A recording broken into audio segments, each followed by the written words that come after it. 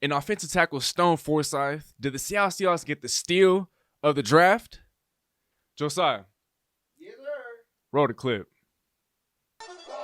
Here comes the, y'all don't really want it like that. Yeah. Here comes the. For those of you who don't know, my name is Calvin-Domingo, aka Steezy Smith. I'm an aspiring sports analyst / sports journalist. And if you aren't already, then what are you waiting for? Join the family, hit that subscribe button for us, show us some love. Don't forget to also drop a like, leave us a comment if you enjoyed, and follow us on all forms of social media at Steezy Smith to keep up to date with the latest in the sports world and with our content. Now, without further ado, you tune in to Steezy Smith, and let's get to cooking.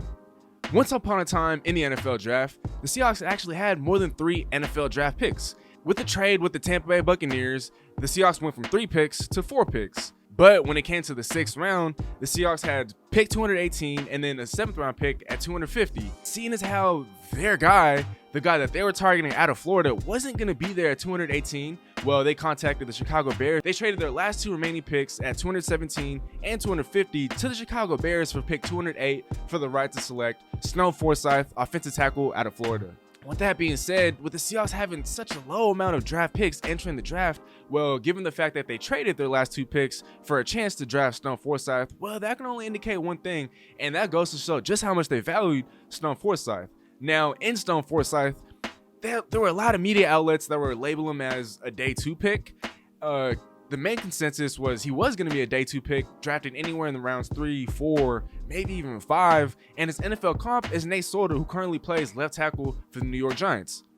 In Stone Forsythe, you're getting an offensive tackle who's 6'8", a behemoth 6'8", and while he only weighs about 307 pounds, well, he's very long, he's athletic, and he has 34.5-inch arms, and so that's above average in today's NFL. And while he does need to put on some weight, when looking at some of the other tackles in the NFL that have had success standing over 6 feet 8 inches tall, well, some of those guys include Orlando Brown Jr., as I said, his NFL comp, Nate Solder, Alejandro Villanueva, 6'9", NFL great Jonathan Ogden, 6'9", Jared Veldheer, 6'8", Trent Brown, 6'8", and so the list goes on of NFL caliber offensive linemen that were 6'8" or taller, and they've also had success in the NFL. And so, yes, while Stone Forsythe does give up a little bit of leverage because he plays so stiff at times and he plays so high, it's hard to get inside leverage, especially against speed rushers.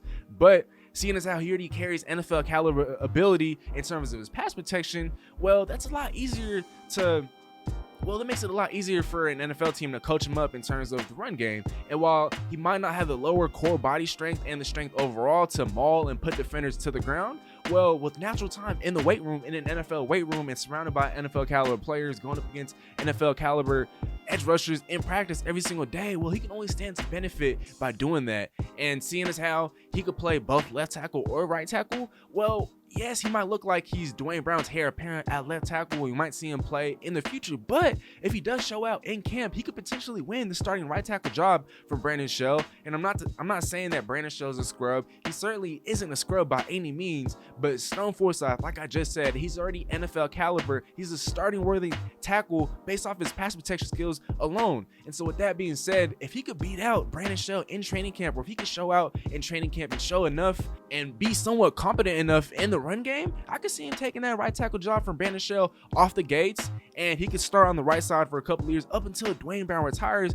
And once that happens, he could be Russell Wilson's blindside protector. And let's not forget, folks, at Florida for the last couple of seasons, he was protecting the blindside of Heisman finalist Kyle Trask of last season. And so he wasn't protecting a scrub, he was protecting a Heisman finalist. He was going up against the toughest competition in all of college football, playing in the SEC.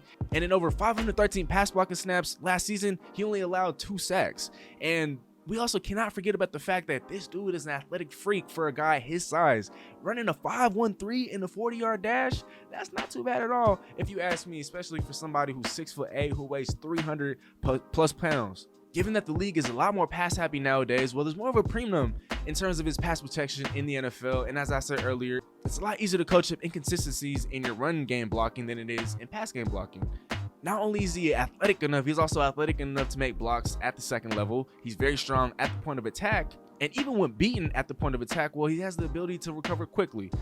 A lot of that was evident last season in the SEC championship game against Alabama, going up against that vaunted Alabama defense. He posted the best PFF rating when compared to the rest of the offensive linemen in that game with over 90.1 to be exact, against the Alabama defense. And he didn't allow any sacks in that game. And so, as I said earlier with my point against him playing against top tier competition, he also showed out against Alabama, who always seems like they're sending defenders to the NFL. He also needs to work on his footwork a little bit, which can be choppy from time to time, but what tackle comes into the NFL without any flaws? And so with all those things being said, seeing as how he could have been drafted, he should have been drafted well before round 6. Well, the Seahawks got an absolute steal in round 6, a guy that not only has a lot of potential, a guy that not only is the future at left tackle, but a guy that also might be a plug and play guy this season if he's able to work on his run blocking.